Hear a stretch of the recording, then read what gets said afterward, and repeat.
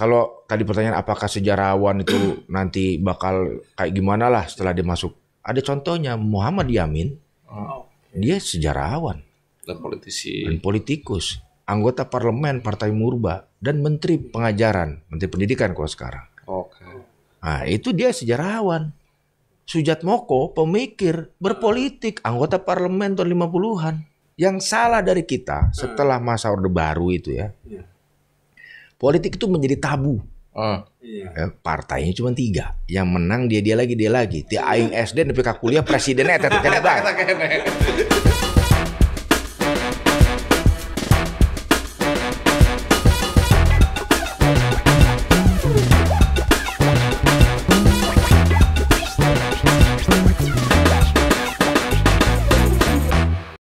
Assalamualaikum warahmatullahi wabarakatuh. Ketemu lagi dengan saya Kijang Ajifa di acara podcast. Dan alhamdulillah hari ini nih kedatangan tamu sejarawan yang udah bukan lagi nasional, udah bikin heboh Wakanda Belanda kemarin itu.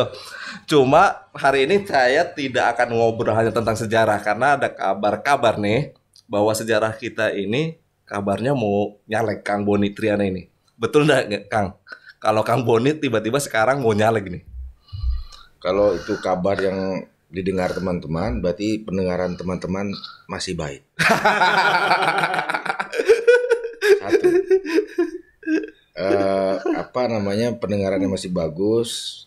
Tapi kalau ditanya apa alasannya, itu panjang kali lebar kali tinggi. Karena saya cuma ditanya apa benar. Ya nanti pertanyaannya ke sana juga. Makanya kalau kasih pertanyaan jangan separuh-separuh. Nah, pertanyaan selanjutnya itu Kang Boni. Saya panggilnya Kang Boni. Kang, kalau Kang Boni ini nyaleknya di mana? Dapil apa, partai apa? Kemudian di dapil mana, dan untuk tingkat apa nih? Apa DPRD, apa DPRD kota, atau langsunglah ke nasional DPR RI? Kayak gini, banyak orang tanya gitu ya.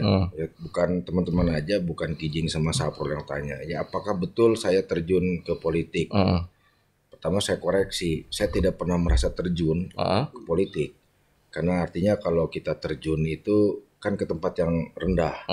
Seolah-olah kita tempatnya lebih tinggi. Selama ini saya tidak pernah merasa terjun, saya tidak pernah merasa masuk politik. Kita setiap hari ada di dalam dunia politik setiap hari, dalam berbagai level, dalam berbagai domainnya. Nah, relawan misalkan, kita sama-sama pernah jadi relawan, itu berpolitik. Semua berpolitik.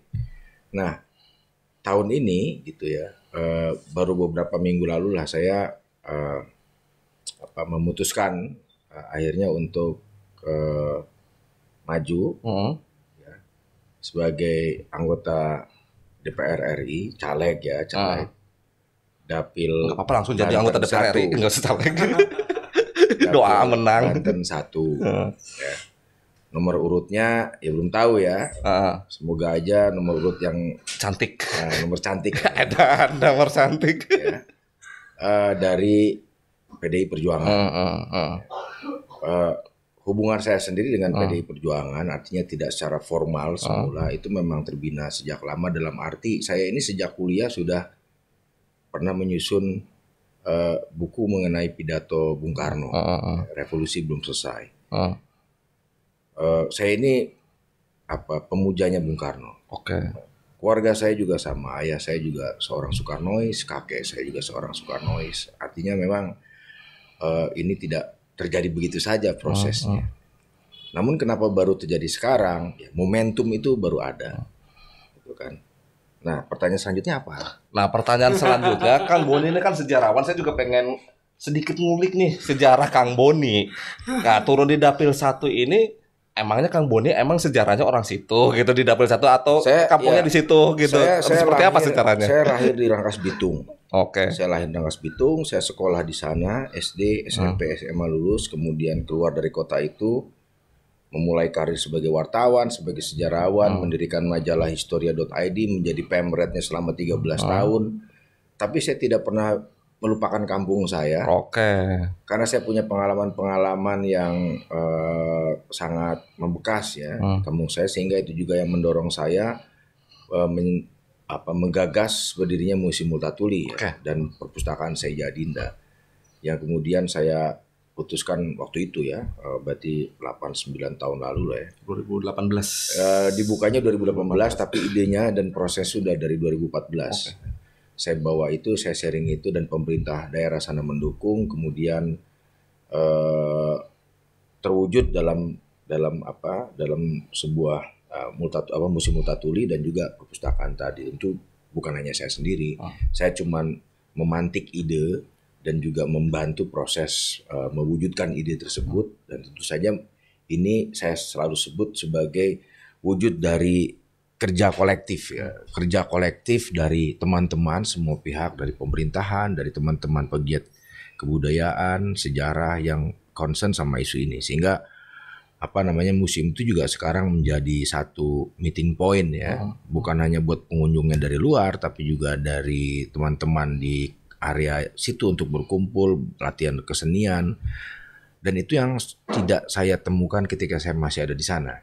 Tapi bukan berarti ini dendam masa kecil yang kemudian dibayar ya, itu yang tidak saya temukan, karena saya pengalaman hidup keliling-keliling kemana-mana, saya selalu menemukan tempat-tempat publik ya, di mana anak muda, di mana orang-orang di kota tersebut bisa beraktivitas secara produktif ya, secara kreatif dan inovatif untuk memajukan kotanya, memajukan masyarakatnya, dan kemudian menginspirasi daerah lain untuk melakukan hal yang sama dengan kekayaannya masing-masing gitu.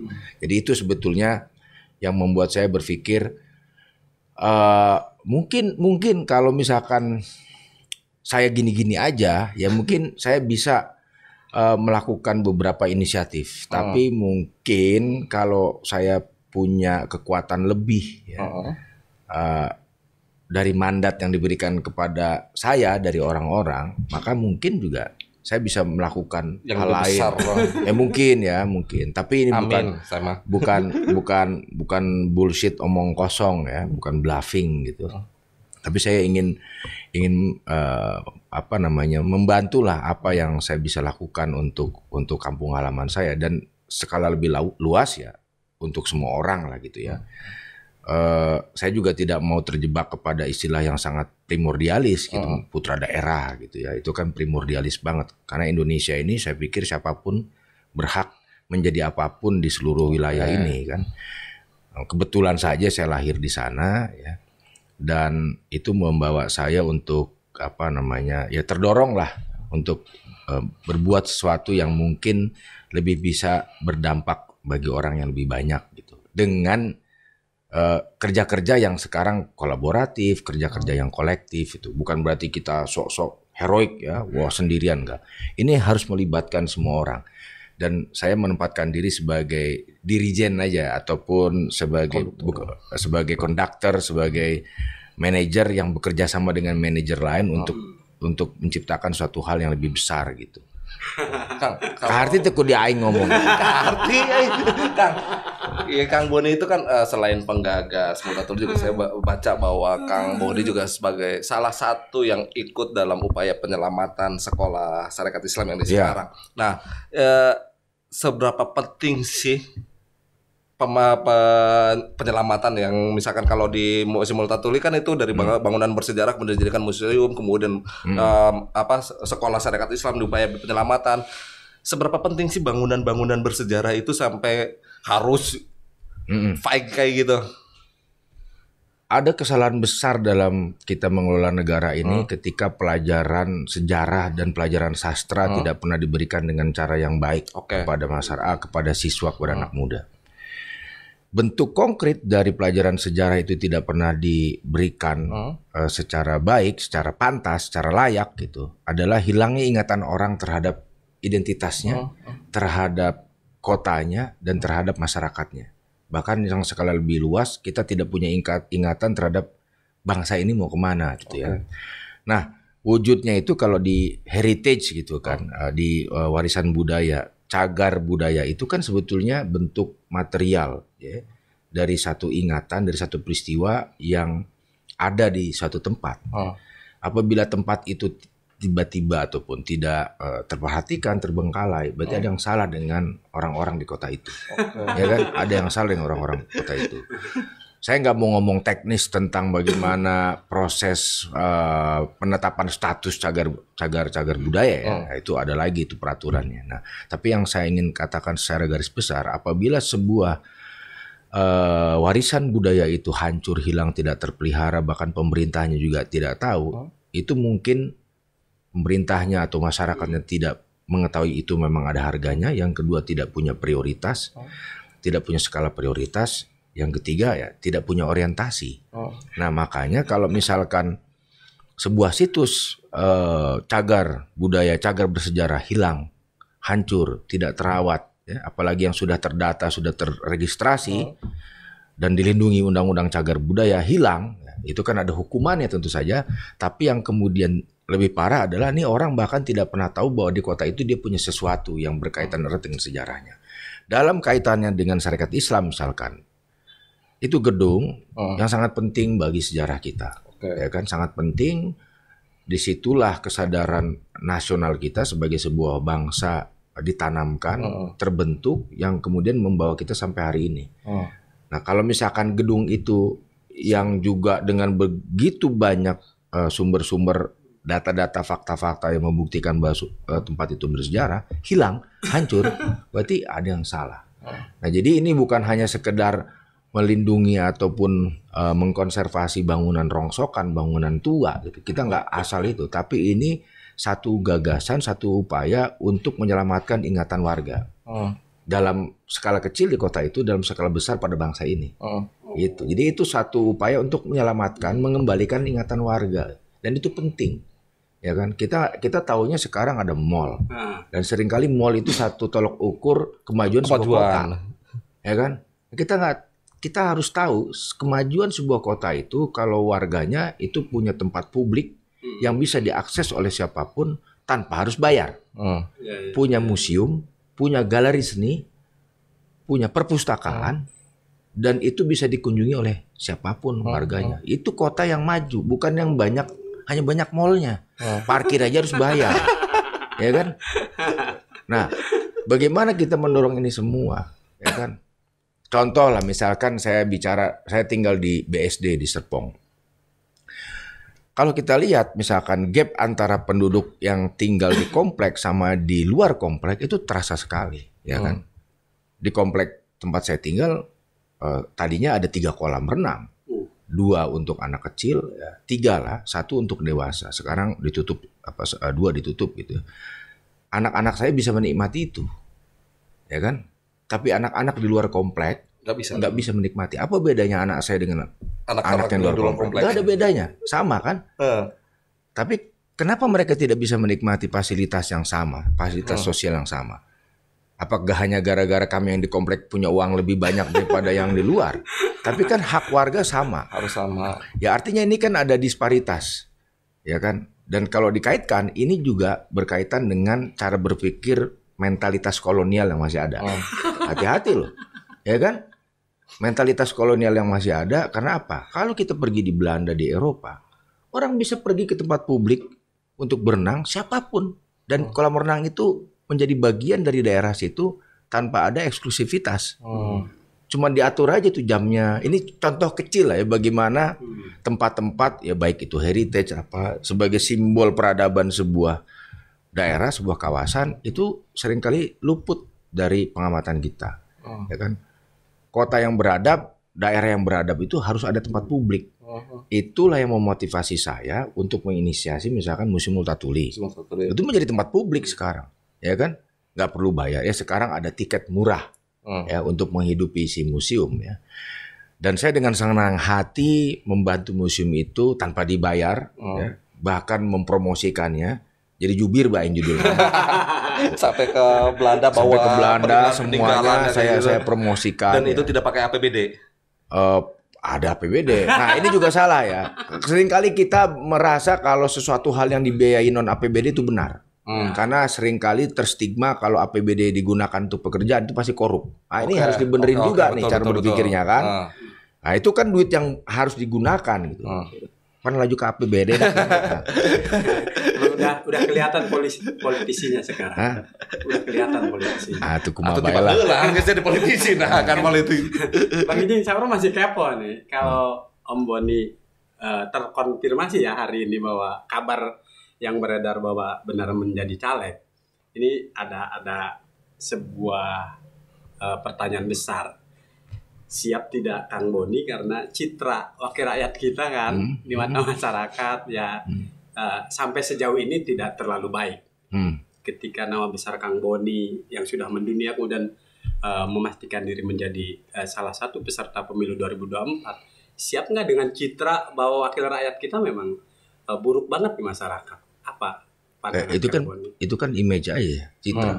Citra itu kan suatu hal yang suatu kesimpulan yang dibuat dari pengamatan dari luar, ya kan? Ya.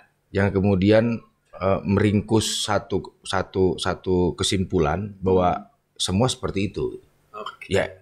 Ya peduli setan gitu kan, ya nggak masalah. Toh di luar wakil rakyat juga banyak juga ya. Ya kan? Itu kan kita kan nggak bisa mengeneralisir suatu hal ya. Artinya hanya gara-gara 1-2 orang kemudian kita generalisir, kita nggak adil kan? Iya. Saya pikir biarkan saja image itu ada ya. Ya kan orang mungkin masing-masing orang punya ukuran dan punya tujuan. Kalau saya sih motivasi saya mungkin karena ini juga kampung halaman saya kalau kan teman-teman yang nyalek di mana lo? Di dapil gitu. Ya, balik kampung cenah mudik. Mana lo? Pulang kampung. Ini satu motivasi yang menurut saya didorong oleh tadi saya melihat potensi. Saya tuh walaupun spesialisasi saya sejarah kolonialisme, sejarah gerakan nasionalisme sampai dengan masa Orde Baru gitu kan, itu spesialisasi saya di dalam karir saya sebagai sejarawan, tapi saya juga menulis ataupun mengamati sejarah kota saya, sejarah daerah saya di mana saya sekarang dicalegkan gitu ya. Nah, itu saya pelajari betul dan tingkat partisipasi sekolahnya rendah gitu kan. Pelayanan publiknya masih ya kita tahu, kemudian indeks rata-rata lama sekolahnya katanya udah mulai naik, tapi kalau dibandingkan dengan daerah lain tentu masih ketinggalan gitu kan. Jadi ini sebagai seperti panggilan lah ya, buat saya untuk membantu dengan apa yang saya bisa, itu aja. Dan itu misalkan saya buktikan, saya nggak dijadikan seperti itu saja pun bisa melakukan. Saya mencoba membantu sebisa saya. Itu aja. Kalau ide besar Kang, tanpa jadi wakil rakyat pun Kang Boni sudah membuktikan kepeduliannya dengan daerah, membangun, ikut merintis pembangunan Museum Multatuli. Nah, kira-kira nih kalau sudah menjadi wakil rakyat, ide apa lagi yang akan dibangun? Kan Lebak itu banyak sejarah di situ. Ada Bung Karno datang ke situ, ada Tan Malaka pernah di situ dan segala macam lah. Banyak sekali mungkin kebudayaan, ada Baduy di situ. Ada ide besar apa yang kemungkinan kalau saya jadi wakil rakyat saya bisa lebih besar lagi membangun hal yang lebih besar dari Museum Multatuli. Satu, pendidikan saya pikir. Pendidikan, kemudian pendidikan ini kompleks ya, mulai dari infrastruktur sekolahnya, mulai dari mutunya, mulai dari kualitas gurunya. Itu satu tugas yang saya pikir, satu tantangan yang harus kita pecahkan bersama gitu. Contoh begini, ini lagi-lagi contoh konkret aja. Saya kirim 2 anak saya ke sekolah internasional, cukup mahal bayarnya. Mereka dapat pendidikan yang sangat bagus, materinya bagus. Mereka belajar bahasa itu sampai 3 ya, bahasa Mandarin, bahasa Inggris, bahasa Indonesia tentu saja, dan kualitasnya bagus. Pertanyaannya lagi, mengapa anak saya harus mengenyam pendidikan sebagus itu, dan apa bedanya dengan anak-anak lain yang di sekolah negeri yang juga punya hak yang sama? Harusnya sama. Masa kolonial, anak-anak yang bisa mengenyam pendidikan berkualitas itu orang-orang yang datang dari golongan elit, priai. Dia masuknya Erste School, jadi sekolah-sekolah yang nanti bisa dilanjutkan sampai ke universitas dan menjadi pemikir, menjadi intelektual gitu ya. Sementara mereka yang tidak punya latar belakang status sosial yang lebih tinggi, ya masuknya ke sekolah rakyat, kemudian masuk ke faskul atau kejuruan tuh. Jadi pamong aja. Ya pamong tuh tinggi, yang kemudian dia jadi pekerja lah biasa. Nah, kalau dulu orang memilih sekolah yang lanjut sampai universitas atau kejuruan dari trade class atau kelas yang pendidikan yang kedua tadi, itu bukan karena kebebasan dia memilih, tapi karena status sosial siapa bapak kamu. Sementara sekarang orang-orang yang bisa mengirim anaknya sekolah ke sekolah internasional atau sekolah yang bermutu bagus, itu bukan karena status sosial kepriayaannya, tapi berapa tebel kantong kamu. Ya kan, artinya cuman mengubah aja, mengubah sistem gitu ya. Padahal pendidikan yang bermutu itu kan hak setiap anak, hak setiap orang, ya kan? Ya kalau misalkan ada sekolah yang bagus, kenapa sekolah ini kok nggak bagus? Ya kan? Berarti harus kita urai persoalannya. Kalau misalkan anak-anak SD kelas 1, 2, 3 di sekolah yang internasional atau sekolah nasional berstandar internasional itu sudah fasih berbahasa Inggris, kenapa anak sekolah negeri nggak bisa bahasa Inggris sefasih mereka yang sekolah di sini? Ya kan? Di mana masalahnya? Kurikulum, guru, atau apa? Kan haknya sama tuh, ya kan? Di dalam konstitusi kita bahwa pendidikan adalah hak setiap warga negara, setiap anak. Nah, disparitas gap yang sangat lebar ini kan harus diselesaikan. Terus nyelesaikannya gimana? Ya kita mulai dari yang kecil. Yang kecil apa? Ya nyalek-nyalek gitu ya. Kalau kepilih, amin. Ya kan? Ya kalau nggak kepilih pun kita saya pribadi dengan senang hati ya tetap melakukan apa yang saya yakini gitu ya. Jadi saya pikir ini persoalan yang serius gitu kan. Kita memilih medan tempur gitu ya, memilih medan tempur, dan medan tempur itu seperti kita juga memilih apa yang kita hadapi gitu kan. Dan dalam memilih medan tempur kita harus tahu apa yang harus kita hadapi dan apa yang harus kita lawan dan kita menangkan gitu. Nah itu harus kita pilih. Nah, ini medan tempur pertama udah saya rasakan ya, 20 tahun jadi sejarawan publik, kemudian urusannya ngebalik-balikin benda ini, kemudian bikin pameran, nulis di artikel koran, dilaporin polisi Belanda, ya, segala macam ya, kasusnya setahun baru beres. Itu medan tempur yang saya sudah alami. Medan tempur berikutnya sekarang, medan tempur berikutnya sekarang adalah ya tadi bagaimana ide-ide, kalau ditanya tadi mau ngapain nih, pendidikan gitu. Ya kan, kita kan pengen loh anak sekolah di pelosok, di Panggarangan atau di Cilograng sana gitu. Matematikanya bagus gitu kan. Syukur-syukur bisa jadi olimpiade matematika internasional bagus. Syukur-syukur dia bisa menguasai bahasa asing sehingga ketika dia lulus dari sana melanjutkan masuk ke universitas dia jadi seseorang. Iya kan?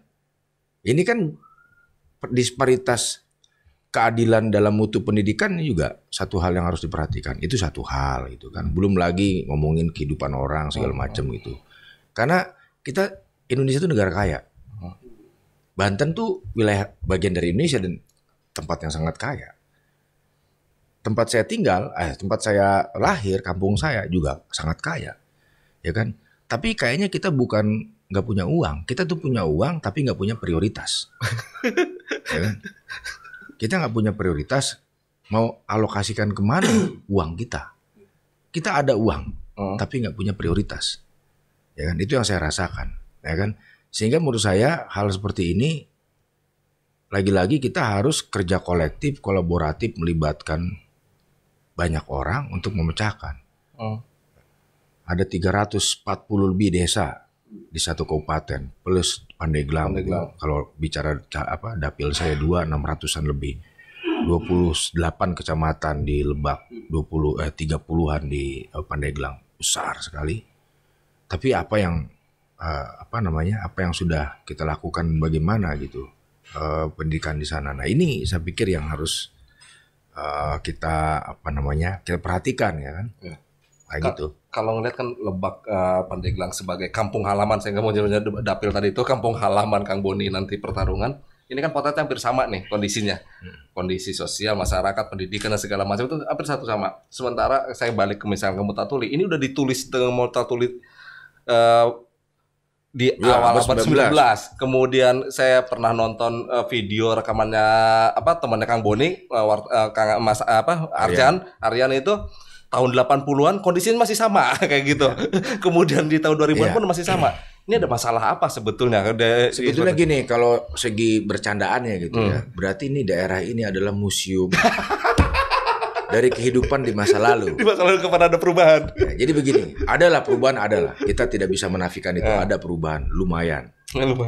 Tapi satu hal yang tadi karena sebut film tadi, karena saya juga produsernya, kan debat klasik dari Multatuli ini, apakah dia bohong atau benar? Apakah dia menulis fiksi atau fakta? Saya mau berangkat melampaui perdebatan itu dengan cara apa? Kami tim film waktu itu pergi ke lokasi-lokasi, ke kampung yang sama yang ditulis oleh Multatuli, Desa Badur namanya, ya kan? Di mana di desa ini Saija dan Adinda berasal, ya, yang ditulis katanya menderita segala macam. Kami pergi ke sana. Kami ingin melihat apa yang terjadi di sana. Jalannya udah bagus. Bagus, kami ketemu. Kawan saya Aryan itu membuat rekaman tahun 1887. Jadi ya 30 tahun lalu. Rekaman kehidupan orang-orang di sana. Ada anak-anak kecil di situ.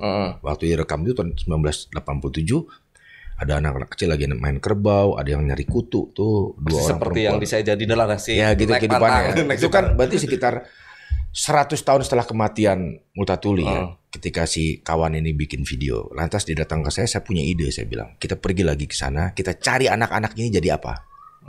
Kita cari. Ketemu. Ternyata jadi? Berarti 30 tahun lalu lah. Film itu kan selesai 2020. 2019 kita mulai, sebelum Covid. Kita temukan dua anak yang pada saat film itu dibuat 87. Pada tahun 87 itu kecil-kecil. Yang satu perempuan, yang satu laki-laki. Tahu apa yang terjadi? Si anak perempuan yang sedang nyari kutu adiknya itu, dia lulus SD jadi pembantu di Jakarta. Kerja, jadi umur 12 tahun dia lulus SD dari desa Badur itu, ya. Dia pergi ke Jakarta, dia jadi pembantu selama 18 tahun. Ya kan? Yang laki-laki yang sedang bermain dengan kerbau juga sama, hanya lulus SD, menjadi serabutan, kuli serabutan, dia pulang juga seperti. Ya, Anda bayangkan 2 abad setelah Multatuli pergi, ya, kita pergi ke desanya dan membuktikan apa yang ditulis itu benar. Orang-orang di sana pergi keluar kota, ya, untuk mencari pekerjaan, dan beberapa di antaranya ditangkap dan tewas di ujung senapan serdadu kolonial karena melakukan pemberontakan. Kenapa mereka tidak tinggal di desanya sendiri? Karena mereka tidak tahu apa yang mereka akan lakukan dan mereka tidak bisa menikmati atas panen padi yang mereka tanam sendiri. Jadi kita bicara soal sastra fiksi, ya kan, yang base-nya true story gitu. Ternyata kita datangin, ya saya nggak bilang sama, tapi ada kemiripan. Ada potret yang ya sama. Kan? Si AA, si perempuan tadi yang hanya lulus SD, kemudian jadi pembantu. Si yang laki-laki ini juga hanya lulus SD, kemudian jadi kuli serabutan. Kalau kita lihat indeks rata-rata lama sekolah hari ini, misalkan di daerah yang sama, itu paling tidak 6,7. Ya kan? Artinya probabilitas atau kemungkinan anak rata-rata sekolah di sana SD, SMP sebentar putus sekolahnya. Dan ini abad 21. Ya. Nah kita bisa periksa nih kenapa orang nggak sekolah. Mungkin dia punya latar belakang culture, mungkin dia punya latar belakang, mungkin nggak ada motivasi, mungkin nggak ada segala macam. Yang mungkin harus ditekankan, sekolah itu bukan kewajiban tapi hak. Negara punya kewajiban untuk menyediakan itu. Nih kalau ngomongin film harus ditanya ke Bang Boni nih. Bukan Bang Rano. Soalnya ini soal film pemilu kita. Sapro ingin menarik ke pencalekan abang lagi. Film pemilu kita 2019, 2014, bahkan kita target 2009, Dapil Banten 1, Dapil neraka orang bilang. Orang-orang saksinya di Banten yang maju dalam pertarungan pileg. Aing kurang sakti gitu. Nah itu maksudnya. Kesaktian apa yang dipersiapkan Kang Boni? Karena strateginya justru akan berubah kan di 2024. Strategi dibocorkan kenawan kayak. Bukan, artinya bagaimana Kang Boni melihat calon lawannya. Karena kami kan kayak Saprol Iya, dididik. saya pikir gini, Gimana, Pak? setiap orang mungkin juga pernah melakukan sesuatu ya. Ya. Nah, saya nggak mau bicarakan mereka seperti apa, Iya, tapi iya, yang iya, pasti iya. saya hanya punya gagasan dan punya willingness, kemauan. Iya. Saya punya gagasan, saya punya kemauan, dan dengan gagasan itu jadi modal saya. Oke. Yang gagasan itu saya punya konsep, ya kan? Sebagai caleg Duafa tentu dia kalau bukan hanya konsep dan gagasan, ya kan? Gagasan, Konsep nggak usah ngomong dua apa biasa menak ya. ya kan? Itu konsep dan gagasan itu yang saya punya. Ya kalau ditanya saya mau bikin apa, saya bisa jawab. Ya. Ya kan? Panjang kali lebar kali tinggi saya bisa jelaskan. Ya kan? Bahwa di lapangan itu lain lagi kondisinya. Ya memang begitu, kita kan mun bahasa Cisekena teh mah das Sein das Sollen. Das Sein das Sollen, ya kan? Apa yang semestinya terjadi dan apa yang sebenarnya terjadi. Ya dua hal ini kan ya ada tengah-tengahnya gitu kan. Dua hal ini kan harus kita elaborasi kan. Apa yang sebetulnya kita inginkan, apa yang semestinya terjadi dan apa yang kenyataan di lapangan. Ya orang kan sering bilang teori aja prakteknya beda. Ya memang teori dan praktek itu dua hal yang berbeda. Dua hal yang berbeda. Nah itu Saprol kenapa tertarik mempertanyakan itu? Soalnya sebagai warga Lebak nih, Saprol happy abang menjadi caleg di Dapil Banten 1. Tapi mengevaluasi wakil rakyat yang di Dapil Banten 1 hasil pemilu 2019, kesaktian mereka hilang setelah jadi wakil rakyat, Bang. Tadi benar, Lebak, Pandeglang termasuk daerah kaya pejabatnya, kaya wakil rakyatnya, kaya juga masalahnya. Di lain soal pendidikan tadi, jalan nasional di Lebak Pandeglang yang sampai sekarang masih banyak yang tidak selesai. Nah maksud Saprol, kami punya harapan ketika sejarawan kesaktian itu tertutup. Karena kami percaya kalau figur sejarawan sekali berabang terpilih jadi caleg nggak bakal lupa sejarah pencalegannya. Bisaan sih. Jadi ini sejarawan yang bikin sejarah. Nah, kami perlu ingatkan dari sekarang, Bang, jangan sampai kesaktian abang setelah terpilih jadi hilang, itu maksud Saprol. Gak ada yang mengubah kehidupan saya gitu ya, walaupun nanti kepilih gitu kan, nggak ada, masih mual teh aing make kuik Pakai provider gitu. kan, doang iklan teh aya gitu kan. Apa video yang viral itu kan, pertama dia lagi sombong nyalek jadi baik, kemudian jadi gila. Saya nggak mau muluk-muluk lah, saya hanya gini aja, saya hanya meneruskan apa yang saya sudah lakukan, ya kan? Ya belum banyak. Bantu museum apa itu bukan apa-apalah. Itu tapi paling tidak saya continuity keberlanjutan dari apa yang saya lakukan tadi. Cuman memang arena untuk mewujudkan gagasan itu agak luas dikit, ya kan? Kalau tadinya cuman sebagai aktivis, sebagai sejarawan, sebagai penulis, aktivis cagar budaya gitu ya, sejarawan, saya bisa bikin ini, saya bisa bantu ini, saya bisa bantu itu. Tapi siapa tahu dengan bebannya ditambah gitu ya, saya mungkin bisa melakukan hal yang lain gitu. Sebetulnya ini cuma menambahi kerjaan aja. Iya. Dan menambah resiko juga, Bang. Dan menambah penghasilan. Saprol fokus nggak di penghasilan, di resikonya. Oh pasti. Sejarawan pernah mungkin jarang di demo, tapi ketika Bang jadi wakil rakyat sudah siap-siap di demo. Ngelawan lagi di Belanda. Di demo warga di Dapil Banten 1 maksud Saprol. Saya pikir dalam proses demokrasi biasa. Biasa aja. Ya kan? Yang penting nggak saling bunuh kan. yang penting nggak ada kekerasan dan menyebarkan kebencian hatred atau apa namanya hal yang rasis, yang diskriminatif. Saya oke aja tuh. Yang penting kan yang terpenting dalam demokrasi itu membuka ruang dialog selebar-lebarnya. Kita boleh berbeda pendapat, kita boleh berbeda posisi dan pendapatan dia. Tapi paling enggak ya kalau kata Tan Malaka terbentuk. Jadi dari benturan-benturan itu menimbulkan satu bentuk baru. Ya memang harus begitu. Ya kalau adem-adem malah harus curiga. Atau baliknya ke zaman Soeharto. Kan hiji suara apa kabe. Nah, makanya kan ya memang harus begitu kan. Iya. Ya harus begitu. Nah sebagai sejarawan saya ini kan banyak baca kisah-kisah riwayat orang gitu kan. Gimana melakukan hal yang dianggap tidak mungkin menjadi mungkin. Ya kan? Dianggap mustahil menjadi mungkin. Itu kan satu hal yang sudah pernah terjadi dalam sejarah. Dulu tuh penguasa nggak kekontrol. Sekarang dengan adanya medsos ya itu bisa kekontrol. Pakai tas saja harga berapa bisa dibuka. Walaupun memang dia belinya pakai uang halal ya. Tapi kan karena kita ada krisis gini. Selama berpuluh-puluh tahun politik itu hanya tempat bagi elit. Ya kan? Elit. Jadi gini, elit itu bisa macam-macam. Elit itu yang mungkin elit lokal, elit koneksinya segala macam lah.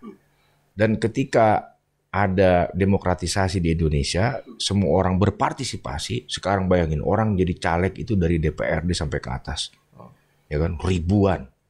Ini kan bentuk partisipasi politik yang sangat baik sebetulnya. Kalau dijaga dengan baik, pasti ada masalah, pasti. Tapi seiring perjalanan waktu kita akan menjadi dewasa asal hukumnya ditegakkan dengan benar. Gitu ya. Nah. Ini proses yang normal sebetulnya, yang biasa gitu. Jadi kalau misalkan balik lagi tadi pertanyaannya, apakah tidak khawatir image-nya begini-begini? Ya nggak perlu ada khawatir, ya kan?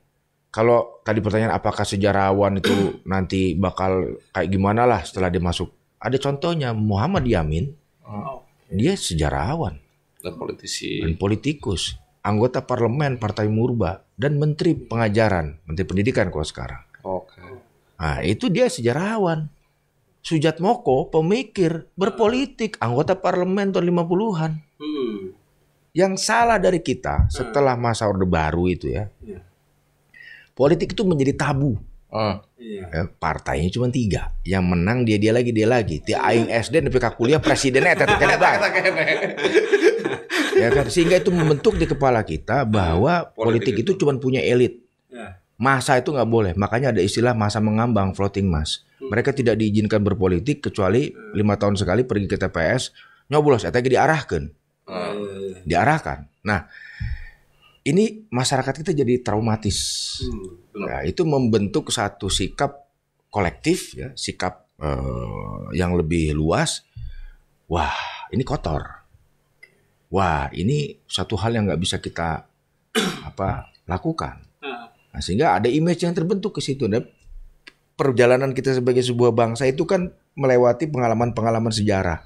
Dan sebagai sebuah ingatan itu diwariskan terus-menerus membentuk pola pikir kita. Dan itu hasilnya apa? Ya ada praduga, prasangka, image, persepsi terbentuk dari latar belakang sejarah kita sebagai sebuah bangsa gitu. Misalkan, kenapa Saprol sama Kijing lebih suka ketan bintul bukan pizza? Karena dari kecil makan ketan bintul. Ya kan? Karena ketan bintul adalah bagian dari culture kuliner kamu dan kamu suka itu. Sama dalam ingatan sejarah juga. Secara kolektif kita melihat pengalaman-pengalaman bangsa itu mempengaruhi cara berpikir kita sehingga kita melihat ini politik kotor. Ya karena dulu kotor. Ya kan? Dulu ada istilah zaman kolonial bui, buang, bunuh kalau orang politik itu. Itu dulu.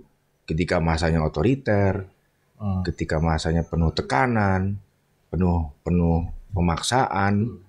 Jadi cara berpikir yang hegemonik itu, hegemoni itu is a mother of all terror. Ya kan? Itu sumber dari segala teror karena ada di isi kepala kamu. Nah ini bahaya, orang takut gitu kan. Weh jangan nyarun di situ mah ada penguasanya. Gitu. Emang kita ngontrak di republik ini enggak? Iya. Tapi di era terbuka seperti ini juga kan akhirnya orang bahkan sampai kebablasan bicaranya itulah. Bukan lagi hanya mengkritik sekarang, tapi udah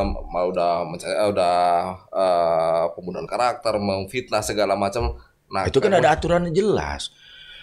Kalau seseorang melakukan hatred, melakukan kebencian, ujaran kebencian yang bersifat rasialistis, bahkan fitnah, ya itu kan ada hukumnya. Ya kan dengan segala kontroversinya kita punya undang-undang ITE misalkan ya. Orang seringkali tidak bisa memilah mana kebebasan. Kalau kritik memang kritik aja, kritik aja. Mana kebebasan bicara dan mana kebebasan menyebarluaskan kebencian ataupun hatred speech gitu ya, ujaran kebencian berdasarkan tadi hal-hal yang nggak diperbolehkan. Ya itu harus ada tindakan hukum gitu kan. Harus dapat pelajaran. Bangsa ini kan harus mengalami pelajaran-pelajaran yang pada akhirnya kita akan belajar secara kolektif lah, secara sebagai bangsa. Tentu ada kejadian 1, 2. Semisal anak pejabat menganiaya anak orang lain, kemudian keseret bapaknya segala macam, terungkap lah bagaimana. Ini kan juga jadi pelajaran penting. Bukan hanya orang yang bekerja di sektor itu, tapi juga di bidang lain, terutama di penyelenggara negara gitu. Sekarang nggak bisa apa-apa lagi, ya kan? Jadi menteri, jadi pejabat publik yang sekarang tuh nggak enak loh. Dibandingin sama beberapa puluh tahun lalu, terutama mungkin di zaman Orde Baru, nggak enak. Nggak enaknya apa? Kamu kelihatan sedikit itu kayak aja dicurigain bawah atas. Dan orang sekarang bisa melakukan kritik dengan media sosial. Itu ada kanalisasinya, orang dikeluarin di situ. Jadi ya sekarang kalau kamu mau jadi pelayan publik, ya kamu harus benar-benar ngelayanin gitu. Nggak bisa petantang-petenteng gitu kan. Ya tugas kamu ngelayanin, dan bahwa kemudian banyak hal yang dikorbankan dari diri kamu karena komitmenmu untuk melayani itu, ya itu resiko yang harus kamu ambil gitu. Kalau enggak ya jadi pegawai swasta aja. Saya 20 tahun jadi pegawai swasta gitu kan. 13 tahun lebih mendirikan majalah saya dan menjadi satu grup dari perusahaan yang cukup besar. Di zona nyaman ya saya enak aja lah kerja di situ gitu kan. Ngapain sih cari-cari beginian gitu kan. Begitu. Kenapa kalian terpana sama saya? Kagum. Sebagai saya membuat Anda lumpuh. Saya mau pengen balik lagi ya ke Multatuli tadi. Saya udah berapa kali kan masuk di Multatuli itu kan, di ujung itu kan. Tadi dulu Argo, lihat Argo. Untuk pakai Argo. Kalau dulu biasanya permangap ini. Ini untuk masih pakai Argo lah. Insya Allah lah masih lah siap. Itu kan di ujung di musim itu ada banyak tokoh yang terinspirasi oleh sosok Multatuli itu. Ada Rendra, ada Maria Ulfa segala macam. Nah, kalau saya pengen tahu juga nih, sosok inspirasi untuk Mas Boni, Kang Boni akhirnya menjadi dari sejarawan politisi. Tadi sempat disebut lah yang tokoh muda itu. Sebetulnya siapa yang tokoh inspiratif itu? Ada 2 orang. 1 Soekarno, 2 Nelson Mandela. Kenapa? Soekarno adalah orang yang berhasil membangun pondasi kebangsaan kita. Kita yang tadinya punya kesadaran terbagi-bagi dalam kesadaran etnis gitu. Ya, dia menjadi salah seorang penganjur dari nasionalisme Indonesia yang membuat kita jadi seperti sekarang. Ya, pikiran-pikiran dia, ya, cara dia memecahkan persoalan begitu beragamnya kita sehingga kita punya satu orientasi untuk hidup bersama, itu dia. Walaupun memang nasionalisme Indonesia adalah reaksi langsung dari kolonialisme Belanda. Kenapa Mandela? Mandela adalah orang yang mengorbankan dirinya ya di penjara 27 tahun untuk mengatasi persoalan yang ada di bangsa dia di Afrika Selatan karena apartheid. Jadi orang kulit hitam dan orang kulit putih itu dibedakan secara tegas gitu ya, sehingga terjadi satu polarisasi berdasarkan rasial, berdasarkan ras, yang itu mendatangkan persoalan besar bahkan sampai hari ini. Tapi Mandela itu menjadi apa istilahnya, menjadi martir ya, bagi pembebasan bangsa dia dari sistem ini. Dan ini menjadi penting gitu buat saya pembaca, saya pengagum Mandela, pengagum Soekarno. Sejak saya kuliah saya sudah menyusun buku tentang pidato-pidato Soekarno yang ya di blackout oleh Orde Baru. Saya banyak menulis juga tentang Bung Karno.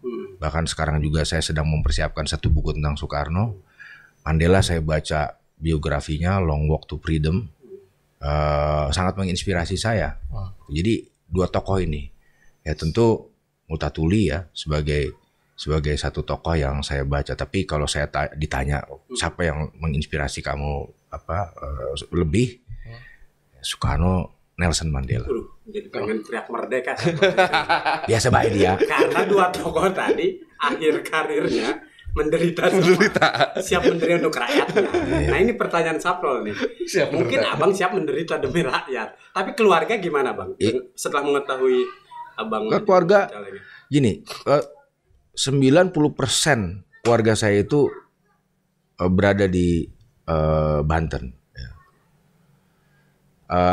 ibu saya itu dari Pandeglang, Jujutana ya. Ibu saya dari Pandeglang, nenek saya dari Menes, dari ibu saya ya. Kakek saya dari Pandeglang. Jadi orang situ. Saya nggak mau pakai kata asli karena ada yang palsu nanti. Tapi orang sana. Kebetulan lahir di sana. Dari ayah saya itu kalau di track itu ke atas dari Mbah Canggah, saya memang didatangkan dari Jawa Tengah sebagai mantri waktu itu, sebagai mantri cacar untuk menanggulangi wabah cacar sekitar abad 19.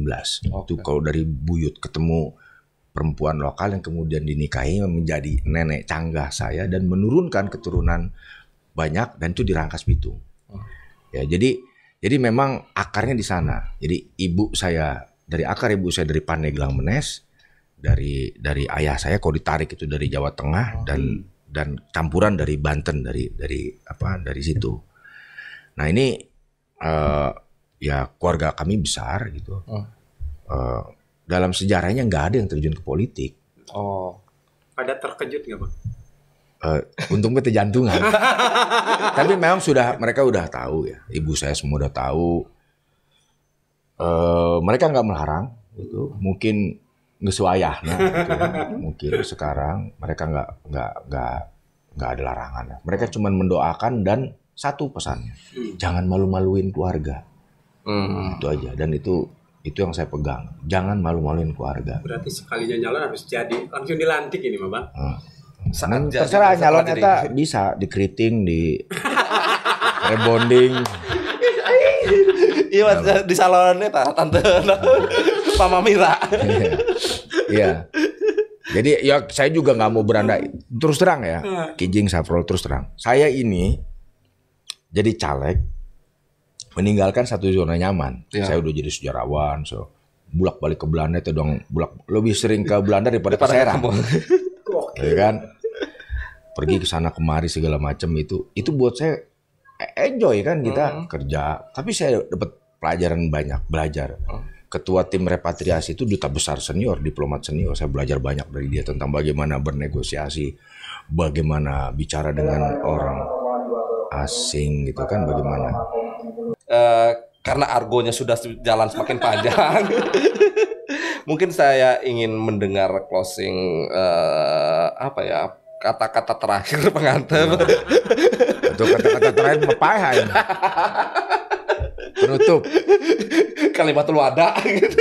Sebelum kita nanti berpisah dan nanti kita bertemu lagi, untuk penutup terserah, saya memberikan kebebasan karena ini era kebebasan. Terserah Kang Boni untuk bicara apapun di forum ini, mau ngajak teman saudara untuk pencalonan Kang Boni atau terserah. Enggak, saya nggak mau kampanye. Tapi gini, hidup kita kan cuma sekali ya. Hidup kita cuma sekali, dan dalam hidup yang sekali yang pendek itu kan kita punya cita-cita, kita punya gagasan, punya mimpi, punya apapun ya. Itulah kerja keras mewujudkan gagasan tadi. Itu menurut saya. Terima kasih Kang Boni Triana, terima kasih batur-batur dulur-dulur di podcast ini. Assalamualaikum warahmatullahi wabarakatuh.